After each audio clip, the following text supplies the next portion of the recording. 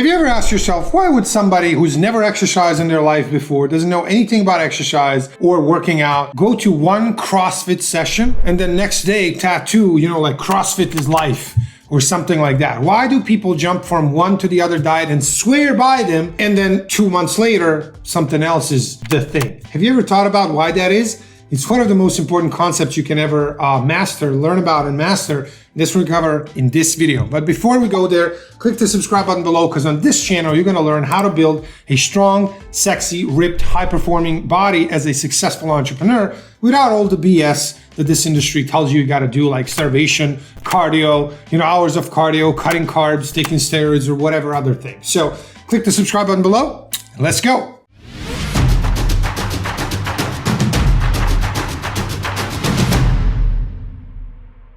What's up, everybody? This is Coach Amir from 7figurebody.com, and in today's video, one of my favorite topics. Guys, I've been in this industry for 25 plus years, since I was a fat kid, and actually more than 18 years as an educator and a coach. So I always say I've seen it all and heard it all. Well, you've never seen or heard it all, right? But rarely these days am I surprised by anything. Still, one of the things that kind of I was thinking about for a very long time was, why would somebody, who knows nothing about anything when it comes to dieting, nutrition, basically somebody who has a profession of, they're a digital marketer or a teacher or a, truck driver or whatever they are, but they don't know anything about nutrition. Nothing wrong with that. It's not their field, or weight loss or anything like that. They read a blog post about, insert fad diet, whatever, low fat, low carb, carnivore, veganism, keto, fat, whatever. And then after reading about it for 5 minutes, that's it. They now know that this is it. You have all the scientific research, logic, professionals, actually, none of that matters. He knows, he just knows best. And it doesn't matter. And actually, studies have shown that if you show these people more evidence that is science-based, logical, that all the reasons that they are wrong, they actually believe in the thing even more. So the more, evidence there is that they're wrong, they just believe it even more. So basically, remember, when it comes to these things, never ever argue, because nobody ever wins in an argument. They're not going to change their mind. So, almost every day I post on YouTube and Facebook every single day, and on Instagram too.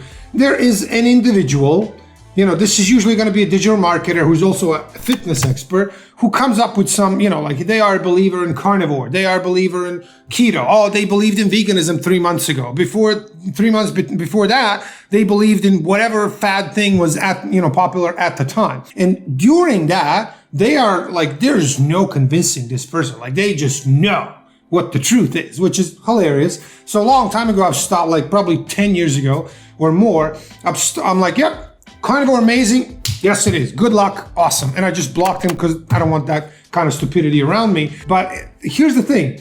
If you ask yourself, why is that? Why would somebody believe today the carnivore is the greatest thing ever? This is I believe it with my life. And then 3 months later, when somebody comes and says, hey, meat is bad for you, we should all eat vegetables, they're like, meat is horrible, let's all be vegans, right? So that person becomes a vegan 3 months later. 3 months after that, they become keto, zealot. 3 months after that, they're fasting zealot. So, it's just jumping from one thing to the other. But what's the underlying reason that people would do this? It's this concept called identity. And just like anything else, the identity concept itself is not good or bad. It can be used for something that's positive in your life, and it certainly can be used, a lot of times is used, as something negative. So let me give you a couple of examples on why and which those are. So for example, let's say you have a clueless person that just knows that carnivore is the best thing ever. No, you should never have any vegetables, no fruit, none of that. And by the way, a couple of maybe a week or two, we posted a video on carnivore, and of course all the zealots came, oh, what do you know, carnivore is the greatest thing ever, nobody should ever have any vegetables or fruit because they're horrible for the whole humanity. So why do they have that identity? So here's how that works. Our ancestors millions of years ago had this idea that if you are abandoned by your tribe, and it just so happens that our tribes were up to 150 people. So very small groups, relatively speaking, when you now have, cities with 20 million people in it. So a group of 150 people or less is very small group.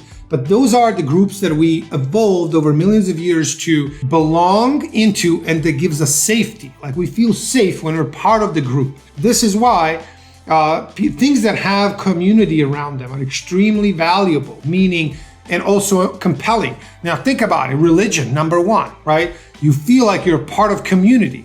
Number two, politics, right? The things that, most people are willing to kill each other over because you're this politician, I'm this one, or of course you're this of religion, I'm this one, let's kill each other, right? So it's that identity of belonging to a group. That's why everybody wants to belong somewhere.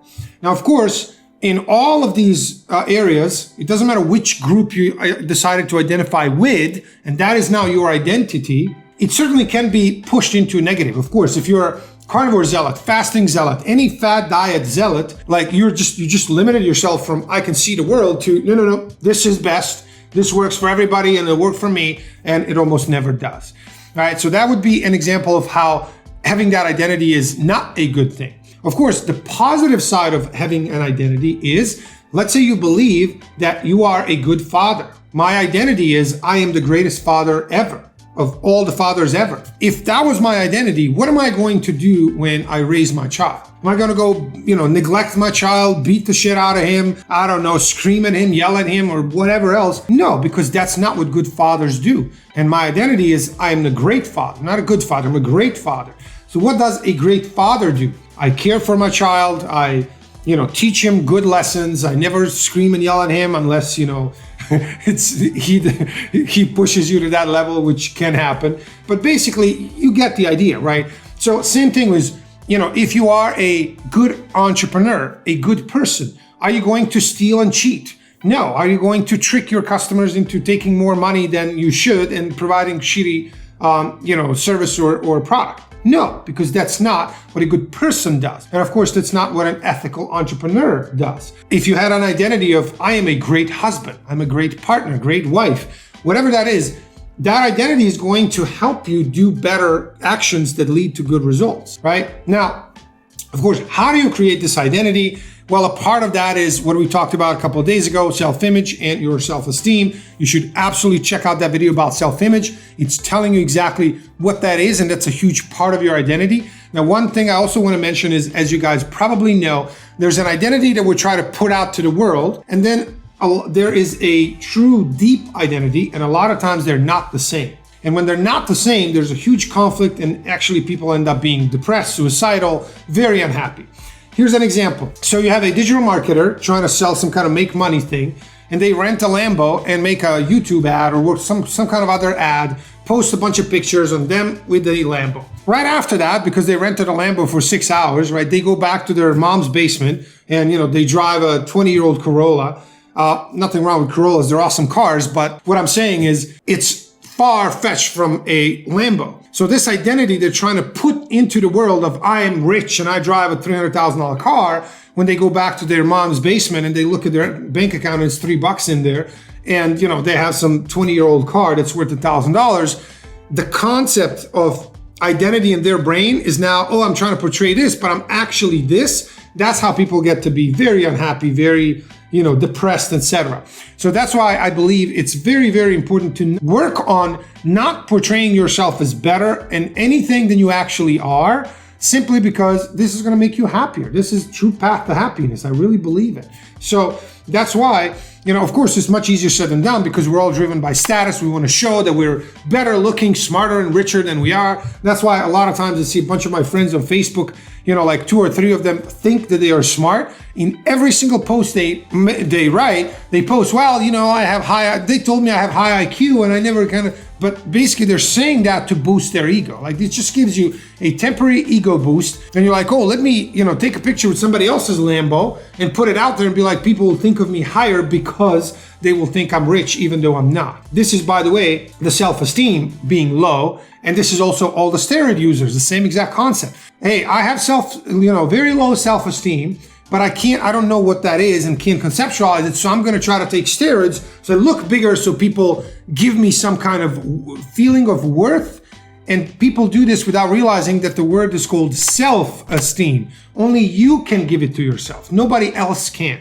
So if you portray yourself by taking steroids and building muscle as being, worthy or, like less scared or whatever it is, because remember, most of the bodybuilders that are on steroids are, either not good looking, so they were picked on as kids, or they were bullied or, harassed in some way. And this is their way of basically fighting against it, right? For most people who went to the gym, this is oftentimes the case. And almost all the people on steroids, that's really it. Like, that's why. So basically, low self-esteem, high confidence is the combination that gets somebody to be on self-esteem. Why? Because again, they're trying to portray this identity of, I'm a strong, tough guy, when in reality, they're usually opposite of that. So guys, without further ado, this is probably the most important concept that I can share with you, because remember, on this channel, and just like with all of my work with my private clients, the most important thing that I can teach you and share with you is how to think better. Teaching you how to think properly about these things. And basically this allows for and calls for a lot of introspection. You have to be honest with yourself and not